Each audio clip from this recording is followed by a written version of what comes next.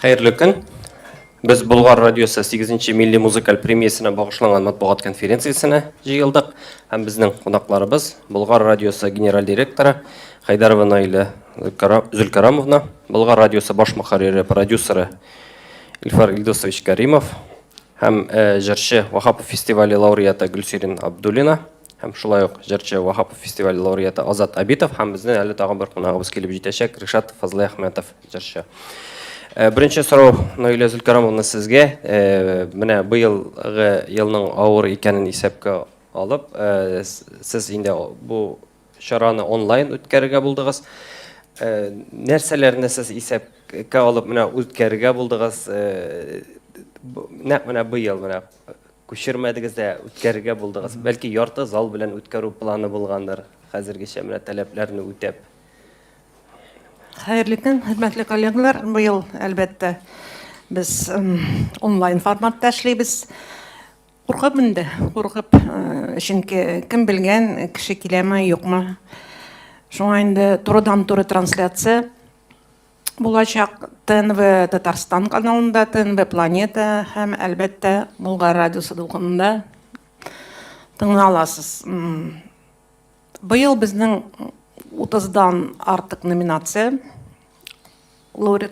Laureatlar arasında Azat Abitov, Gülserin Abdulina, Rişat әлі келе алмады. Bizning продюсерimiz hem alып баручысы шул проектның Ilfar Karimov, ol толырақ sizге әйтер шул проект турында. Biz roliklarini qarab o'tdik. Bu premiyaga bağışlangan. Bizim partnyorlar. Yılның kütüp alıngan vakigası yakınlaşa. Mina birilgen vakaletlerden faydalanıp, qayda hem nindi kıyafette buluna qaramastan, kilesi nominant biride payda bulsun deb buyuran. Şakırı topşırıldı. Kilmi qalmağız. Qara, Şakır bit bu. Ne? Yüzün el. Min azransı var. Min baram. Mide varam. Barırsın. 12 dekabr Bulgar Radyosu'nun 8. Milli Muzikal Premiyasının topşırı tantanası. Sen de şitte qalma.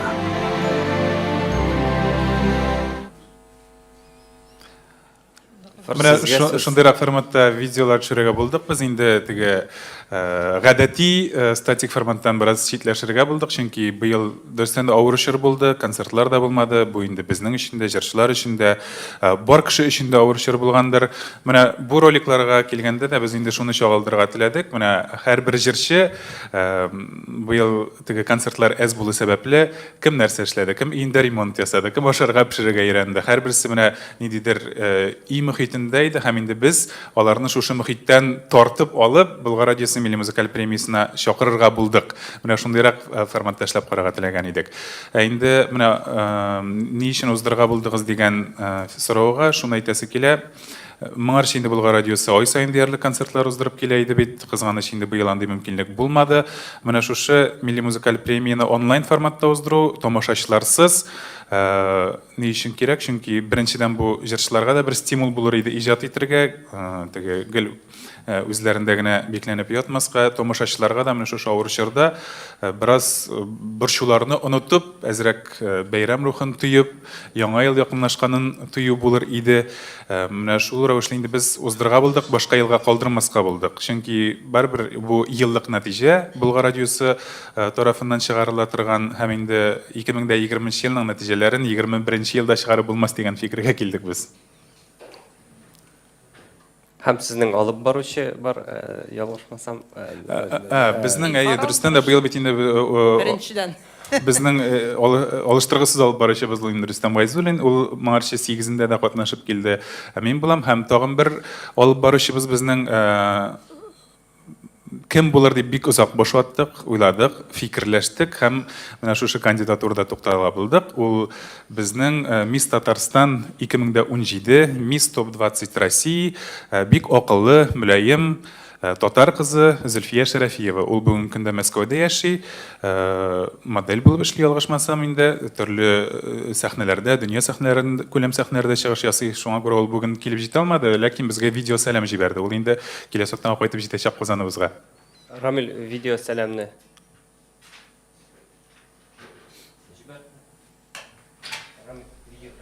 Хәерле көннәр, исәнмесез барчагызга да. Мин Зөлфия Шәрәфиева һәм мин Болгар радиосы милли музыкаль премиясын тапшыру тантанасының алып баручыларының берсе. Менә бу сүзләрне әйтүен әйтәм, үзем һаман ахырына кадәр ышанып та бетә алмыйм. Болгар радиосы командасына миңа булган ышанычлары өчен бик зур рәхмәт әйтәсем килә. Нинди генә дөнья күләм сәхнәләрдә чыгыш ясарга насыйп булуга карамастан, туган ягымда, татар телендә шушы зур чара алып бару минем өчен икеләтә дәрәҗә. Барлык татар моңы сөючеләрне грандиоз тамашада көтеп калабыз. Күрешкәнгә кадәр, дуслар.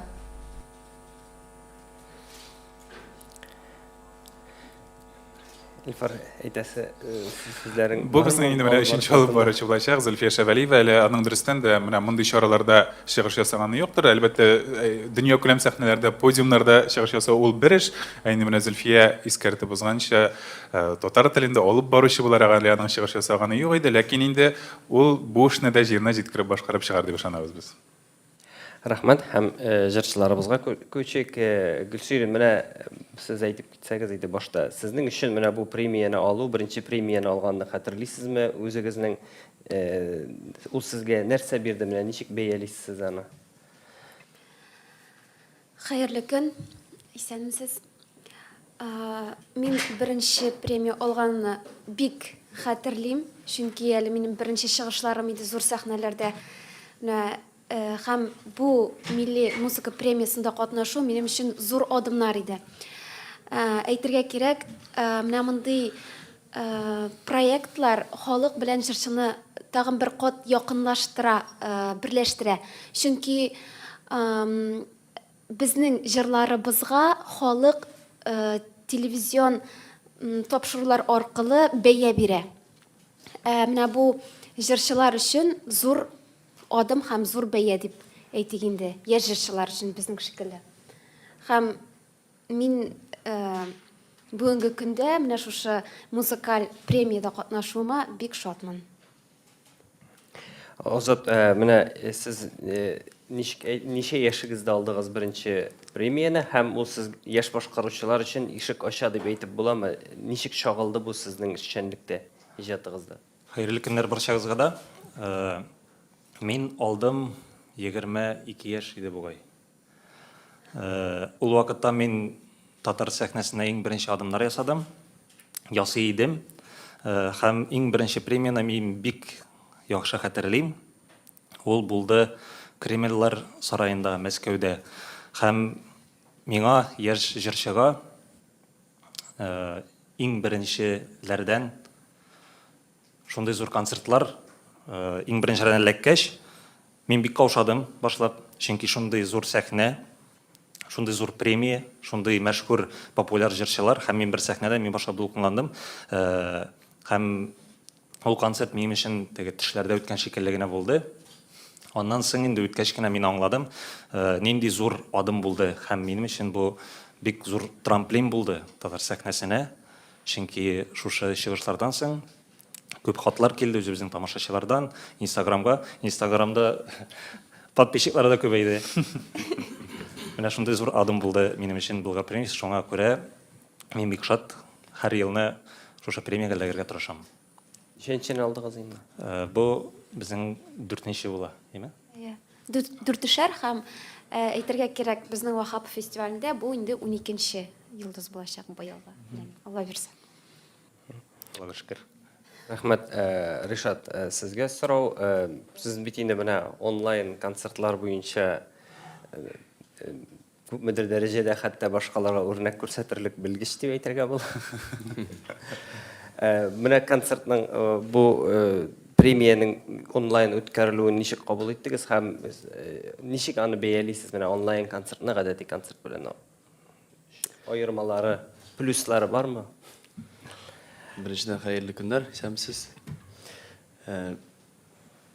Нешік болмасыр енді. Шолықтығы телевизордан тамаша жебетіндені, бір тамашашылар телевизордан қарай бетінде. Онлайн барау. Что телевизордан көрсеттін, что интернеттен көрсеттін аны. Оларда бір файдалға ғана, мен ойлаймынша. Көбірек тамашашы. Көбірек тамашашы да. Қазір көбірек бетінде біздің телевидение бітіп бара. Тегі дәрежесі асқаталы. Асқаталы чүп бара, ема? Интернет шілтері көтеріліп барады бейтесім кена менім. Көбірек кіші тамашашы интернетте отыра қазір. Менә тірі тамашашы болмағанда жырлау, ол нешек сіздің өзіңізге? Тірі тамашашы. Болмаған. Энергетика бүтән. Теге йөрәгенне беріп, көңіліне беріп, шен көңілден жырлау жоқ. Менә теге бағана тұрам, шуңа басып жырлары шекілі генә. Мен ойлаймынша, ол теге өзіме репетиция шекілі генә. Көрем яны. Но анда инде теге видеооператорлар булгач, хотя бы аларга булса да жырлыйм инде. Шул.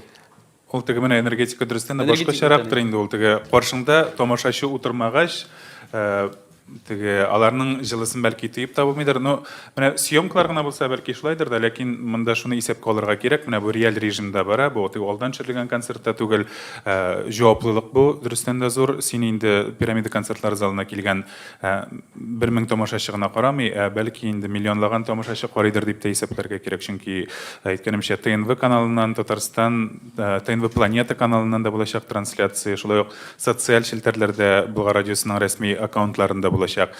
Бу инде меңләгән генә түгел, миллионлаган тамашачы һәм менә безне радиода теге эшләргә ничек өйрәтәләр иде укыган вакытта, мәсәлән, инде тыңлаучыны күз алдына китереп сөйләргә дип. Менә бу очракта инде мин җырчыларга да шундый киңәш бирәсе килә. Менә сезне бу минутларда сез буш залга эшләмисез, сезне телевизор экраннары артында меңләгән, миллионлаган тамашачы карый. Шуңа күрә инде чын күңелдән барлык көчне биреп эшләргә кирәк дип әйтәсе килә. Рахмәт, сезнең сорауларга күчик. Радиев Кашап, в реальное время, мен ике пресс-релизны ачтым, анда рус телендә бәрабер язылган, татарчасы язылмаган. Анда сезнең теге СМС белән тавыш бирү, русчасында язылган победитель будет определен случайным образом. Очраклы рәвештә Бу iPhone уйнатуга бәйледер. Безнең аңлатып буламы нигә? Чөнки кеше бит СМС җибәрә, аны очраклы рәвештә. Менә аңлатып китәм. Без инде ноябрь аенда башлаган идек конкурс, сораштыру 55-22 номерына милли сүзе белән башлап, теләгән һәрбер кеше үзе алтын хит дип санаган җырның исемен язып җибәрергә тиеш иде. Кемдер өчен ул Карурмандыр, кемдер өчен Идел буе каеннардыр, кемдер өчен быел гына чыккан җырдыр ул аны алтын хитка саныйдыр. Ягъни шул рәвешле кеше СМС хәбәр җибәрә һәм аның телефон номеры ниндидер бер базага эләгеп кала.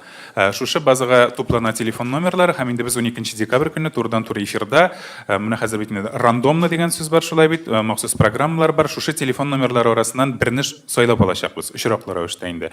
Һәм шул кешегә шалтыратачакбыз.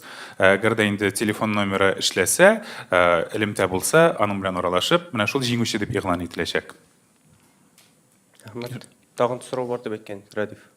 Ике сорау. Мен әйттегез инде менә елгыз шундай катлаулы булгандыр, гомумән яңлашыла концертлар узмый, ләкин радио сүнмәде бит инде, радио барды. Без күрәбез, җырчылар никадәр күбрәк җырлар башкара башлады, теге корпоративлардан бераз читкә калып. Гомумән менә бу ел мәсәлән иҗатка күбрәк иҗатчылар килдеме, мәсәлән җырлар сыйфаты яхшыра башлады. Җырларның сыйфаты дөрестән дә яхшырды, мин моңа игътибар иттем. Һәрбер җырчы, мәсәлән, инде алар бит яңа ел башлануга чыгып китәләр гастрольгә. Яңа елдан соң алар Татарстан, Башкортстан, Россия төбәкләре буенча йөриләр һәм җәй айларында инде концертлар туктаганда 2-3 ай эчендә генә яңа җырлар яздыралар иде. Быел дөрестән дә җырчыларга аранжировкага да игътибар итәргә, җырның сыйфатына, сүзләренә дә игътибар итәргә мөмкинлек булды һәм җырчылардан күбрәк сыйфатлы җырлар туды дип әйтәсе килә быелны. Җырчылар килешәме моның белән? Бу инде теге Микрофон. Эшләргә вакыт күбәя. Шуңа күрә шулай килеп чыккан дип карап. Дөрестән теге җырлар да күбрәк яздырылды, яңа җырлар күбрәк иҗат ителде һәм аларның сыйфаты да яхшы дип әйтәсе килә менә. Теге узган елгыларны кында начар дип әйтмим, ләкин менә быел аеруча җырчыларга иҗат итәргә, иҗатка игътибарны арттырырга мөмкинлек күбрәк булды. Рахмат. Кемне сорау? Әйсен сорау. Хәерле көн, Диляра Галеева, Татар-Информ. Мин дә менә бу интерактив конкурс турында беләсе киләдер минем. Ничә катнашучы бүгенге көнгә һәм бәлки тагын ниндидер истәлекле бүләкләр, онлайн формат бүләкләре булачак. Безнең менә әйткәнемчә инде ноябрь айы дәвамында төрле интерактивлар барды. Болгар радиосының ВКонтактеда да, Instagram социаль челтәрләрендә дә без анда милли бүләкләр уйнаттык. Шигелгән мендәрләр дисең ул Болгар радиосы символикасы белән бүләкләр, ләкин инде төп бүләк шул 12 декабрь көнне булачак. Бүгенге көндә безнең 2000 ярымнан күбрәк гариза килде әлеге уенда катнашырга дип, менә шулар арасыннан сайланып алачак. Гаризаларны әле 12 декабрь көнне 18:00 вакытка кадәр җибәрергә мөмкин. Без инде катнашучылар тагында күбрәк булыр дип уйлыйбыз.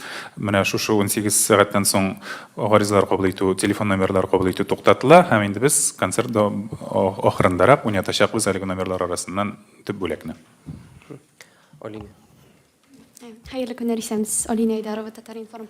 Минем бер соравым бар. Сезнең теге елны да алып баручы буларак мастер булып җитмәгән ханым алып барган иде. Кемнең аның исемен дә хәтерләмим. Эльвира Фәзлиева. Бу елында шулай. Бу сезнең махсус уйлап табылган теге үзенчәлекме яисә Болгар радиосында просто концерт алып бара алырлык кеше юкмы хатын-кызлар арасыннан? Әлбәттә, Болгар радиосында концерт алып барлык хатын-кызлар күп. Безнең алып баручыларыбыз инде алып бардылар Марчада, Айгөл Хайруллина, Дилбәр Фәйзнаилә, Гөлназ Миньязова, Миләүшә Шафетдиновалар инде алдагы елларны алып баручы буларак чыгыш ясадылар. Менә һәр елны бер үзенчәлек кертәсе килә бит инде. Сәхнәгә алып баручылар арасында да шуңа күрә инде без менә ел саен ничектер төрләндерергә тырышабыз. Бәлки бу яшь белән бәйледер, чөнки сез менә хәзер санап үткәннәр, аларның яшьләре бара. Елгы Эльвираймы, бу елгы менә Зөлфия, алар яшьрәк. Һәм алар шибәр, аяклары озын. Мин инде безнең алып баручыларда карт һәм ямьсез дип әйтмәс идем. Алар профессионаллар, үз эшләренең осталары. Мин инде менә үзенчәлек булсын дип, бәлки сездә хаклыдыр, кем белә бит, яшь кыз буларак шулай фикер йөртәсездер. Тагын бер соравым, ничә сум акча сарыф ителде? Һәм димәк, бу елны сез минуска эшлисез индеме? Теге елларында минуска эшлибез дип әйтә идегез. Гомумән инде теге Болгар радиосы милли музыкаль премиясын уздыру акча эшләү максатыннан эшләнмидер дә. Дөрестән дә ул күп чыгымнар таләп итә, сәхнә бизәлеше дисеңме, ут куелышы дисеңме, монда берничек тә теге акча эшләү максаты да юктыр әйтәм бит. Бу инде ниндидер бер еллык нәтиҗә ясау. Барбар ансыз хәзер булмас кебек инде 8нче ел без бу нәтиҗәне ясыйбыз. Менә бу елда эшләргә булдык, минуска булса да, тамашачыларсыз булса да, дөрес, тамашачылар булганда әзме күп акча эшләү мөмкинлеге дә бар, ләкин инде бу ел андый мөмкинлек юк. Тик шулай да без аны уздырачакбыз. Сезнең режиссерыгыз кем? Режиссер безнең телевидение режиссеры, баш режиссер Акбаров Алмаз. Рахмат. Рөстәм. Рөстәм Исхаков, Татар-Тудай, әни өчен мәсәлән сезнең башка көндәшләрегез кебек тиме соң инде Мәскәүнең анда атаклы режиссерларын яки анда танылган режиссерларны җәлеп итмисез. Без моның нәрсә өчен мәсәлән бит инде бу әйтәм бит, без шушы эш белән ел дәвамында шөгыльләнәбез. Шушы чараның кухнясын белгән, аның эчтәлеген аңлаган, аның белән ел дәвамында шөгыльләнгән кешеләр оештырса яхшырактыр дип уйлыйбыз. Бу инде мәсәлән читтән режиссер чакыру нәрсә бирә ул? Бәлки бераз теге кәттәләнеп алудыр инде ул, бераз мин теге әйтә алмыйм аның максаты нидә икән, ләкин безнең үзебездә дә профессионаллар, алар үз эшләренең осталары һәм шуңа күрә әлегә мондый ихтыяҗ юк. Икенче сорау, ялгышмасам, Илшат Әминов матбугат очрашуында бер катнашкан иде. Хәзер күренми башлады. Башындарак микән? Бу аның вакыты булмамы яки инде премия ничектер гадәтигә әйләнеп калуымы аның өчен? Сезнең фикерегез, аннан очрашкач үзеннән сорармын. Киресенчә, Илшат Юнусович бу чараны дөрестән дә ел вакыйгасы дип кабул итә һәм инде без теге атна саен очрашып торабыз. Бу очрактан инде ул аңа бик җитди карый һәм ел саен аның дәрәҗәсе күтәрелсен өчен күп эш эшли дип әйтергә кирәк. Ул инде менә теге пресс-конференцияларга эш графигы тыгыз булу сәбәпле генә килеп җитә алмыйдыр. Мөмкинме сорау? Менә теге өстәп кенә гафу итегез инде, менә без бәлки быел бәлки уздырмаска да кирәктер дигән фикерләр булган очракта да ул инде юк, уздырабыз. Бу мөһим чара безнең өчен дә, тамашачылар өчен дә, җырчылар өчен дә дип менә үзе шулай башлап җибәрде. Менә традицияны бозмыйк дип. Ильфар Илдусович, мөмкинме сорау, быелгы концерт программасының сценарий авторлары турында да әйтеп китмәссез микән бер-ике сүз? Сценарий авторы безнең быел Альберт Шакиров булачак, ул танылган журналист, инде аны күпләр теге юлчы проекты буларак та проекты аша да беләләрдер. Бик җыр телле, теге үз фикере булган үзенчәлекле шәхес, инде сценарийда да бу чагылыр дип уйлыйбыз. Сораулар бармы? Зөлфияны чакыру ул Паблату булдымы әле Сабалар? Мин шундый сорау бирәсең дип уйладым. Дөрестән дә Зөлфия ул Саба кызы, ләкин инде хәзер теге Мәскәүдә яши. Но булсын дип Паблату юк. Саба алай гына түгел әлбәттә. Әйткәнемчә инде төрле кандидатуралар булган иде, ләкин менә коллектив фикер йөртеп без инде Зөлфия кандидатурасына тукталдык. Ул сезнең радионы шулай яратып тыңлыймсыз, ничек сезнең игътибар үзәгенә эләкте ул сезнең. Чыгып күрдегез сез, яки сез еш аралашып йөрисезме? Шураклар рәвештә дип әйтсәм, ул бит эстрада өлкәсендә түгел, гомумән. Эстрада өлкәсендә түгел, ләкин менә әйтәм бит, эстрада өлкәсеннән бер кешене чакырсаң, ул инде ничектер баналь булыр иде. Шуңа күрә безнең башка өлкәдән чакырып карыйсы килде. Һәм сөйләшеп утырганда нинди кандидатуралар бар дип, кемдер мин шул кызны беләм, Зөлфия Шәрәфиеваны беләм, шуңа тәкъдим итеп карамыйсызмы аның татар телендә камил дип әйттеләр дә, без карал дөрестән дә мин әйттем, Саба кызы бит әле ул дидем. Якташ минем дип, шуңа күрә ул өметләрне аклар дип аны чакырырга булдык. Сез саң калдыгыз инде, ул татар җырында чыгыш ясаган иде бит. Шулаймыни, менә мин күрмичә калганмын, шул гафу итегез. Ул кем буларак чыгыш ясады? Ул анда йөрде. Аның бит йөрү, теге мастер. Менә ул анда йөргәндер, бездә ул сөйләячәк. Сөйләтеп карадыңызмы радиодан беренче тапшыруда? Но сез инде аны күргәнсездер, менә видеода да миңа калса бик саф татар телендә, Мәскәүдә яшәвенә карамастан, туган телендә рәхәтләнеп аралаша. Ул бик җитди карый бу эшкә, борчыла, инде шуңа күрә алдарак кайтачак, бер атнадан кайтам диде. Сезнең белән шулай ук телне, дикцияны чарларга, шомартырга өйрәнербез бергәләп диде. Ул радионы тыңлый микән?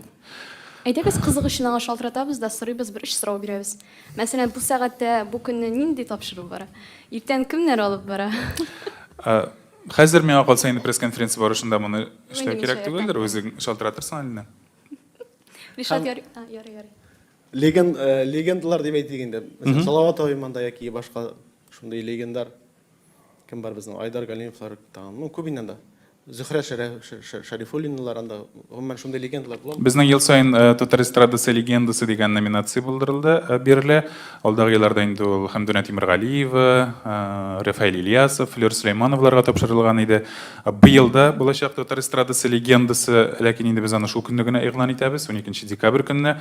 Шулай ук бик мәшһүр җырчыбыз дип әйтергә кирәк. Татар эстрада сәнгатенә үсешенә зур өлеш керткән кеше булачак быел, анда күзәтергә мөмкин булачак. Салават абый. Кем? Салават абый. Салават Фатхетдинов быел булмый. Сәбәп? Сез әйтмәдегез, ул бу легенда номинациясынамы или гомумән концертта? Аның сәбәпләрен инде бәлки үзеннән сорарга кирәктер. Сораулар бармы тагын? Ярыймы? Ришат, әйтеп китче, әзерләнеп беттеңме әле? Һәм менә сезнең бит инде 12 ай дәвамында бара, име? Син кайсы айны җиңгән идең, хәтерлисеңме? Һәм күп кенә җырчылар сезнең номинантлар арасында булгандалар. Алина мәсәлән, куялмассыңмы, яисә менә шу номерга җибәрегез дип әйтәләр инде, синдә шундый шал бардыңмы? Яисә тамашачылар үзләре теләп сиңа тавыш бирделәрме? Рәхмәт. Мин теге безнең клип чыккач, Серләргә миннән яшермә дигән җырга бит клип төшердек, Ренат Мәсимов сүзләренә, Эльфир Искәндәров кенә язылган җырга. Шуннан соң инде кайнар хитта бу безнең җыр клип әйләнә икән, күрсәтәләр икән. Беренче атнаны бу безнең клибыбыз икенче урын алды. Һәм калган 3 атнада беренче урынга менде.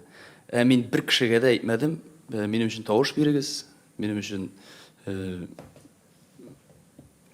болмаған ақшаларыңызды тоздырыңыз деп, шоңа күрә мен дей алмадым деп, мәдім тамашашы өзі көріп, шын-шынлап өзі бәе берді. Міне шулай.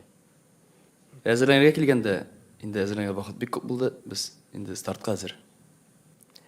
Азат, Гүлсерин, сіз де айтсаңыз еді, мына бұл сұрауға қызықты сұрау меніңше. Сіз де шулай достарыңызды сұрадыңыз ма, коллегаларыңызды?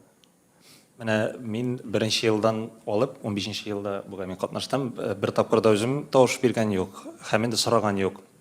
Ләкин минем бар абый, әтинең абыйсы, ул шундый теге беренче елны белеп алды да, ничә икән беренче еллардан да СМСлар белән тавыш биргән иде.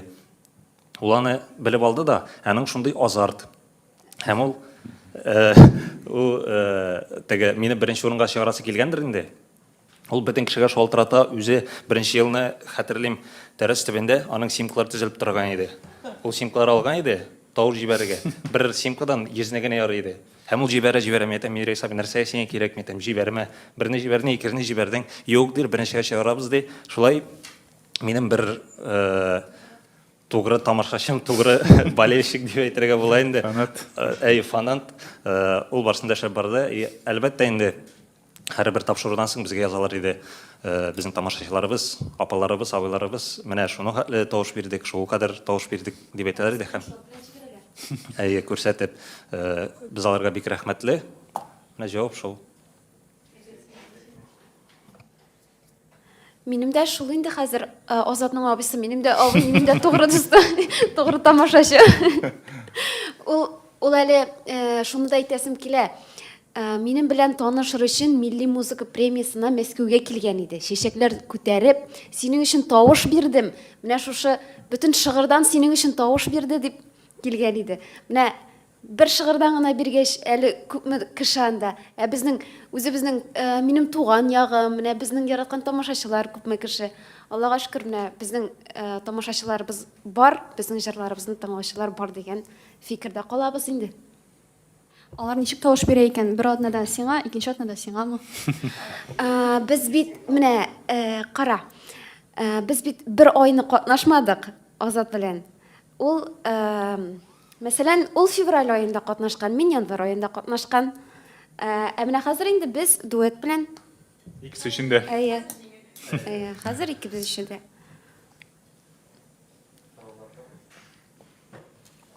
Җырчыларыбыздан шуны сорыйсы килгән иде. Сезнең менә җыр иҗат иткән вакытта, менә бу шушы музыкаль премия өчен дип иҗат иткәнегез буламы? Менә шушында катнашыр өчен дип. Әллә инде ул башкачаракмы? Һәрберсе дә яхшы итәргә тырышасызмы? Әллә буламы шундый очрак менә премия өчен дип? Әлбәттә, без җырларны, җырчылар халыкка ошасын өчен, үзебезнең күңелебезгә ошасын өчен дип әзерлибез. Ул әгәр дә синең күңелеңә ошамый икән, аны халык тыңламаячак. Әгәр дә син үзеңнең җырыңны яратып башкармыйсың икән, халык тыңламаячак. Шуңа күрә син үзең яратып башкарга тиеш, үзең яратып эшләргә тиеш, аннан соң халык сиңа үз бәясен бирә. Минем уйлавымча шулай. Теге айрым бер җыр ясап ятмыйбыз, без һәр елны һәрбер җырга теге бөтен мәхәббәтеңне салып, бөтен күңелеңне салып ясыйсың да, аннан соң концертлар вакытында чыгыш ясаганда ул күренә, кайсы җыр күбрәк халыкка ошый, кайсы җырда халык анда рәхәтләнеп биеме яки суланып утырамы. Шуннан беләсең инде кайсы җырны тапшыруга бирергә, кайсы җыр отышлы.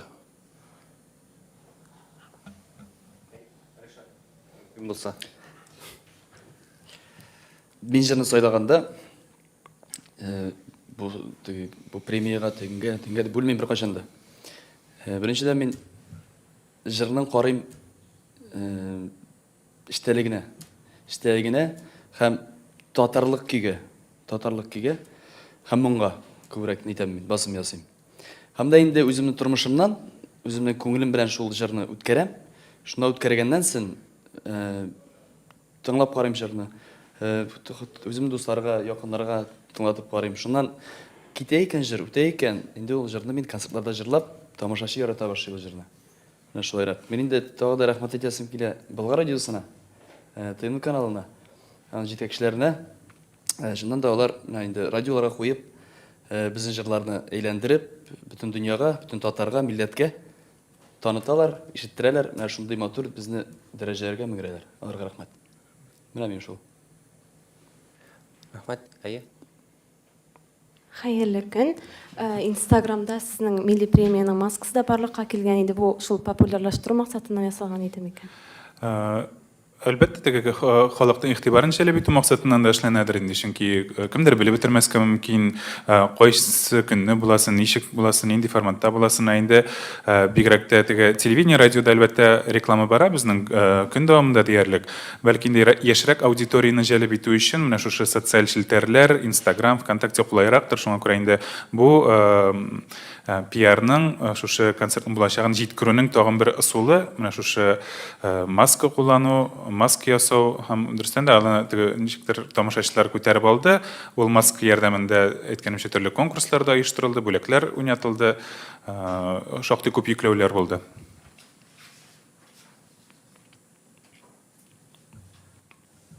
Сораулар бармы?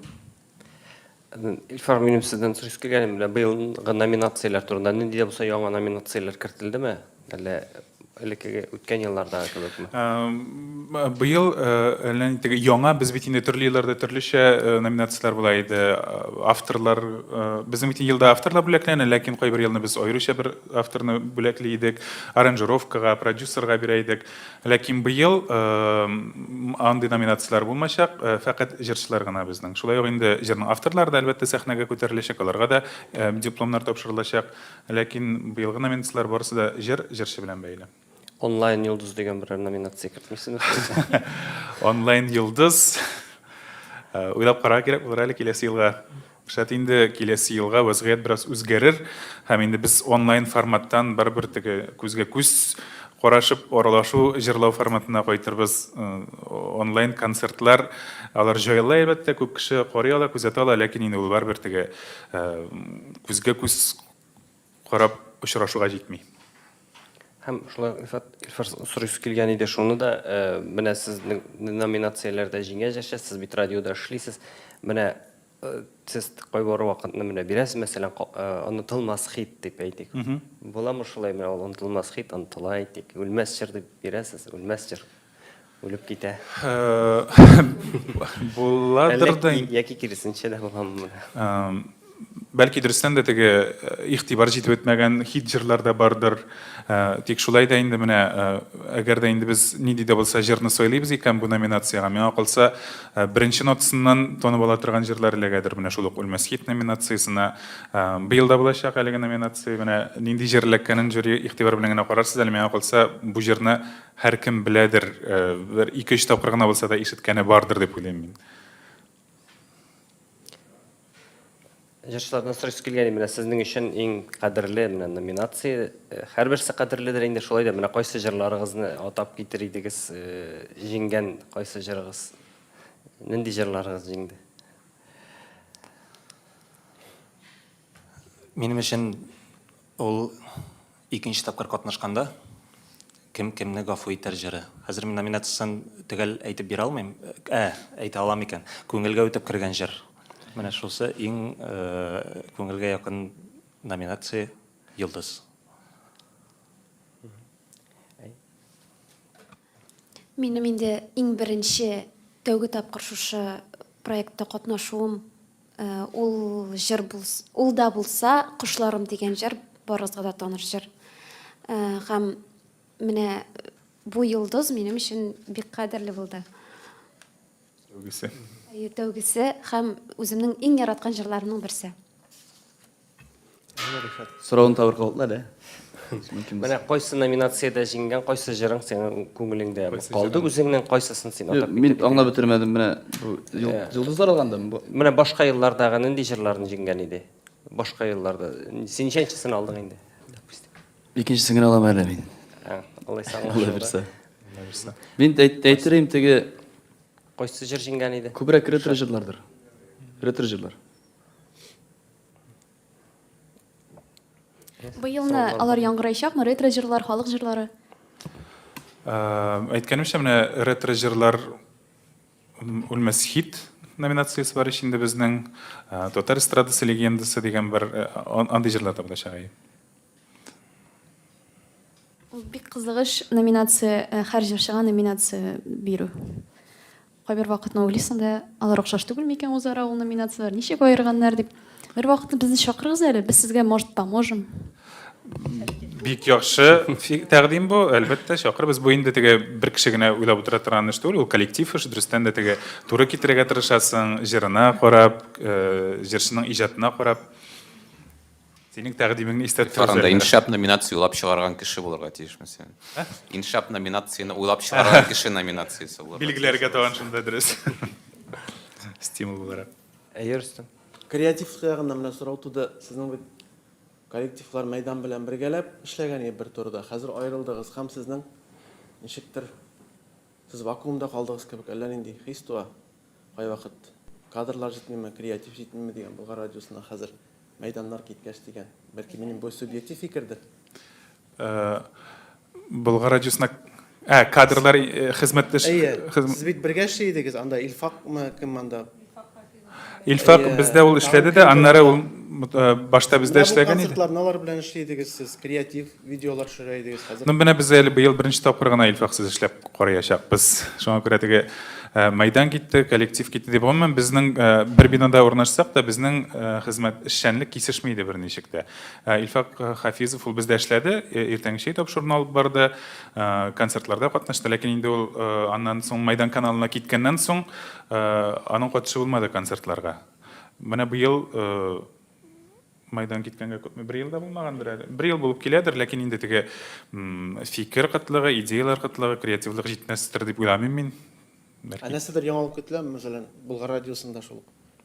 Инде яңа тапшыру или бармы инде ул? Ничек көтелмәсен инде, менә без бит инде һәр елны яңа сезонны башлыйбыз. Шулай бит. Менә быел шул пандемия чорында безнең бик күп проектлар ачылды. Җәй көне безнең WhatsApp Show дигән яңа проект старт алды.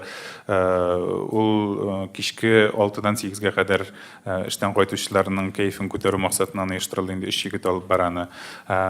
Иртәнге шәйләр яңа форматта эшли башладылар. Хәзер иртәнге 6-дан эшли, иртәнге 6-дан 10-га кадәр бу инде теге авыл җирлегендә яшәүчеләрне дә исәпкә алып, анда бит инде халык иртәрәк уяна.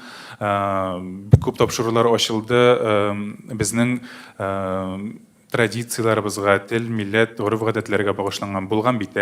Халыкыбызның гореф-гадәтләре, уеннар, йолалар турында, татарның сыйлары дигән тапшыру, сүзлек дигән тапшыру татар телендә еш кулланылмаган, ләкин очрый торган шулай да кемнәрдер мәгънәсен аңлап бетермәгән сүзләргә аңлатма бирү, тәгәрмәч, санап китсәң инде яңа тапшырулар, яңа проектлар, шәхесләр, татар милләтен дөньяга таныткан шәхесләр турында, элеккегеләре дә, хәзерге заман шәхесләре турында да Кытлык юк кыскасы. Юк, Аллага шөкер.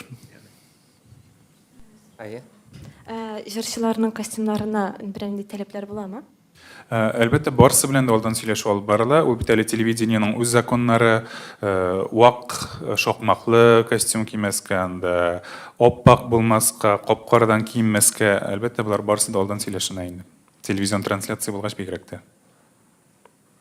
Мөһим бер сорау, мөһим дип уйлыйм, чөнки төрле компаниялар бар бит. Бу җырчыны чакырырга ярый, бу җырчыны чакырырга ярамый. Бу безгә, бу безнең кеше түгел, бу безнең кеше дигән урысча әйтсәк, понятие бармы сездә? Бездә, мәсәлән, андый уйлау юк. Бу бит инде Болгар радиосы фикере генә, без бөтен татар эстрадасына нәтиҗә чыгармыйбыз, татар эстрадасына нәтиҗә ясамыйбыз. Ел дәвамында кем безнең белән хезмәттәшлек иткән, кемнең җырлары безнең радиода яңгыраган, әлбәттә, алар бу премиядә катнаша. Инде кемдер теге яңа җырын китермәгән очракта, безгә килеп хезмәттәшлек итмәгән очракта, без бит инде җырчыларның барысы артыннан да йөри алмыйбыз, безгә килегез, бездә җырларыгызны урнаштырыгыз дип.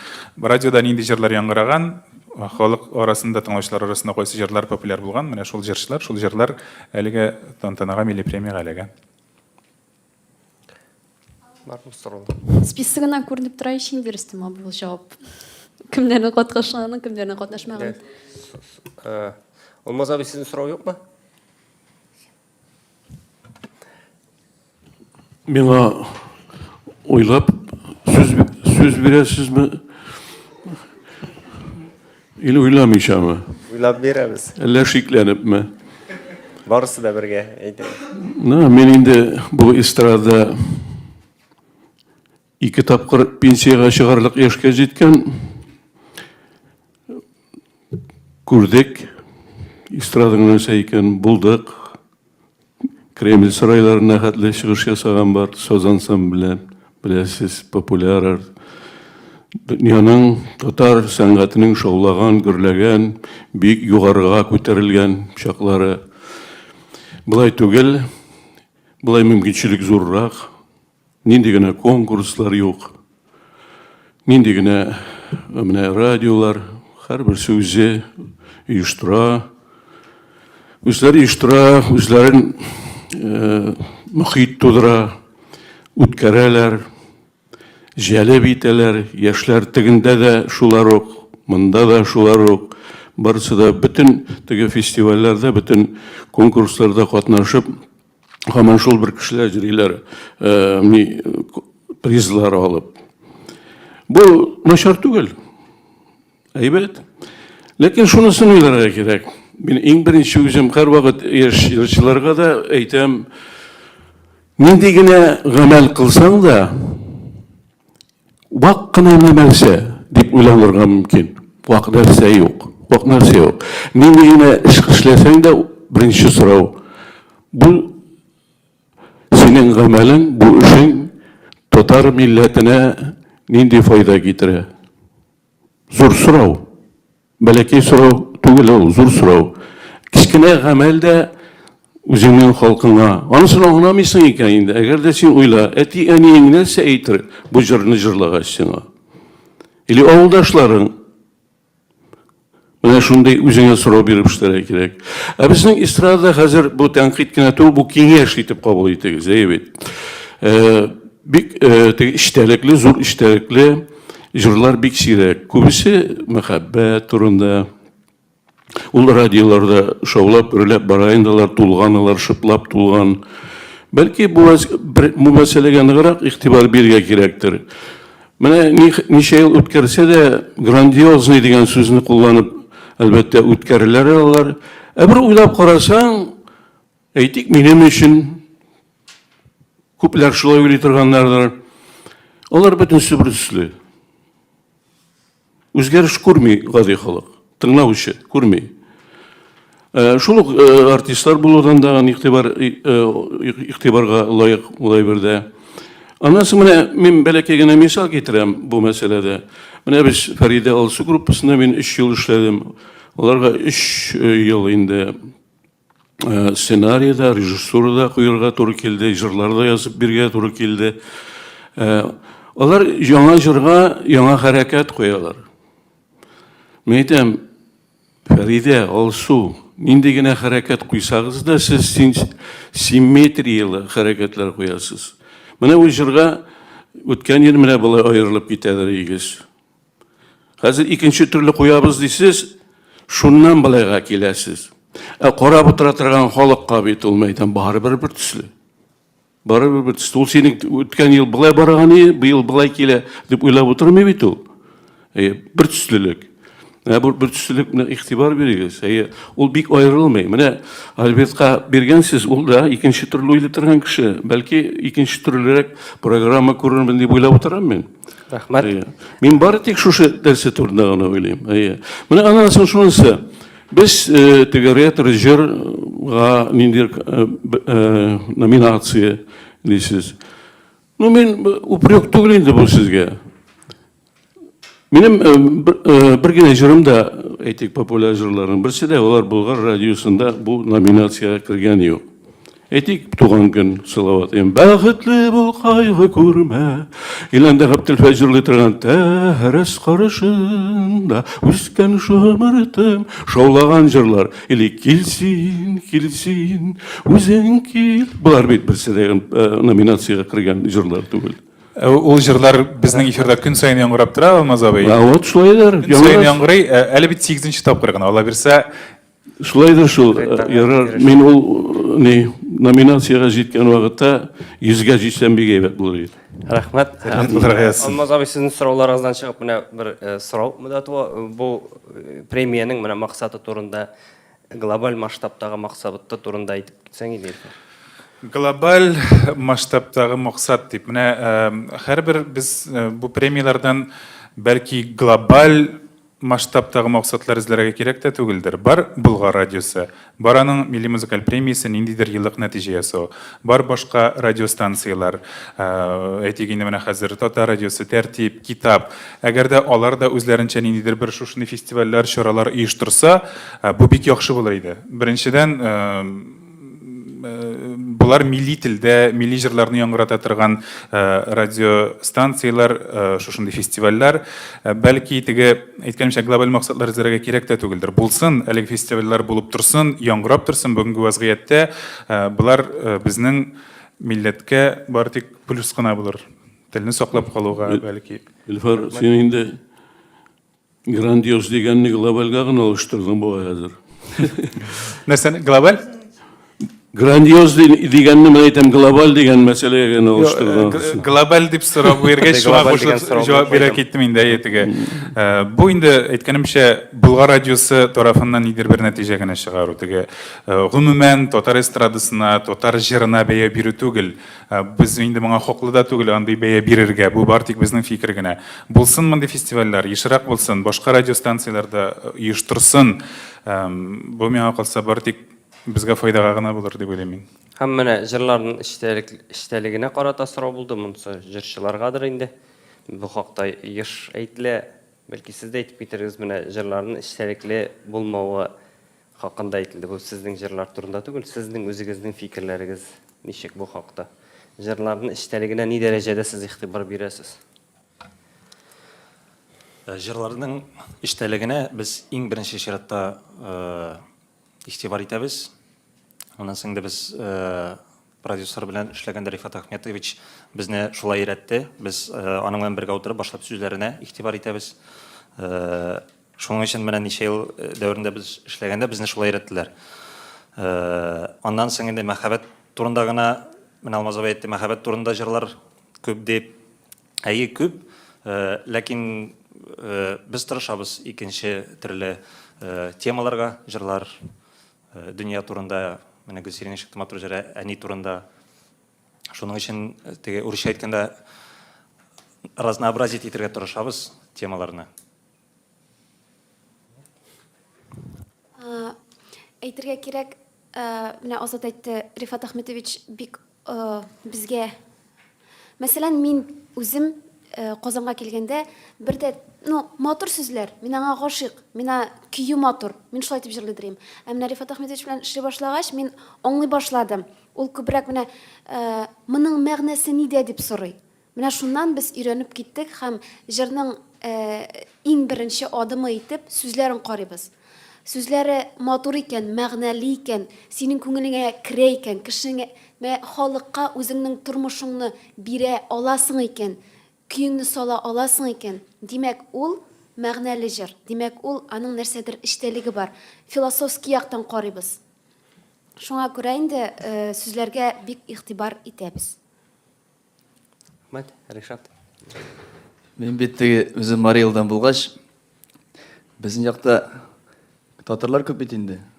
Шуннан да дөрес, шун татарлар яши, Аллаһка шөкер. Чит төбәккә барган сайын татар көчле бит ул. Бездә мәгънәсез җырчылар җырламый. Концертлар белән килсәләр дә, мәгънәле җырлар җырлап, татар халкын, безнең авылда яшәгән, районда яшәгән халыкны дөреслеккә, матур юнәлешкә өйрәтеп китәләр. Менә шунлык белән кергәндер миңа, сеңгәндер. Шулай бер инде минем укытучы да бит инде Салазакич булгач, шунлык белән чыктым арткылы күперне теге сүзләргә җырлап булмый җырларны.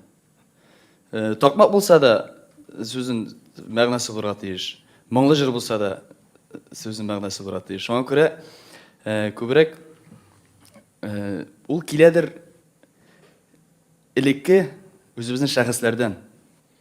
Менә Алмаз абый әйткән шәхесләр шикелле кешеләрдән безгә күчеп барадыр ул буыннан буынга. Менә шулай булса гына татар сәнгате, татар милләте, татар җыр бетмәс һәм яшәр. Мин шулай дип уйлыйм. Рәхмәт. Сорауларыгыз.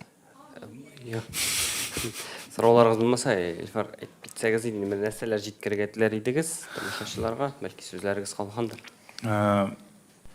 Тыңлаучыларга нәрсә җиткерәсе килә. Инде монда барлык фикерләр дә әйтелгәндер. Болгар радиосы сезнең өчен эшли. Сезнең өчен тапшырулар әзерли, җырлар яңгырата.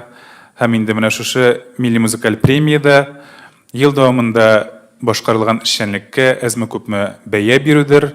Менә шушы авыр чорда, пандемия чорында инде әйткәнемчә бераз мәшәкатьләрдән арынып тору мөмкинлеге дә бирер тамашачыларга да, җырчыларга да. Һәм инде менә шуны әйтәсе килә, без ел саен менә очрашабыз, гел чагыштыру әйбәт ул әлбәттә. Ни өчен сезнең менә булай, ни өчен тегеләрнең менә шулай нидер бер капма каршылык тудырырга тырышабыз. Башка радиостанциялар белән безнең арада мәсәлән шулык инде монда татар җыры белән Болгар радиосы милли музыкаль премиясын чагыштыралардыр, шулай бит. Һәркемнең үз фикере, үз карашы, үз эшчәнлеге. Әйткәнемчә, без инде тулайым татар эстрадасына да, татар җырына да бәя бирергә алмыйбыз. Бу фақат безнең фикеребез. Ниндидер кер эзләү булмасын иде, сөйініп қарау болсын иде. Аллаға шөкер, менә фестивальләр бүгінгі көндә дә бар, аларның саны арта. Тик шулай да инде үзебез тарафыннан без аның сыйфаты ягына да хилафлык китермәскә тырышырбыз. Шуңа күрә киләчәктә дә бергә аралашып эшләргә язсын. Рахмәт. Кунакларыбызның әйтер сүзләре калмадымы? Болгар радиосы телеканалы яшәсен. Бу инде милли музыкаль премия бер качан да бетмәсен. Гомер озын булсын дип әйтәсем килә. Рәхмәт чакыруыгызга. Рахмәт. Булды? Рәхмәт.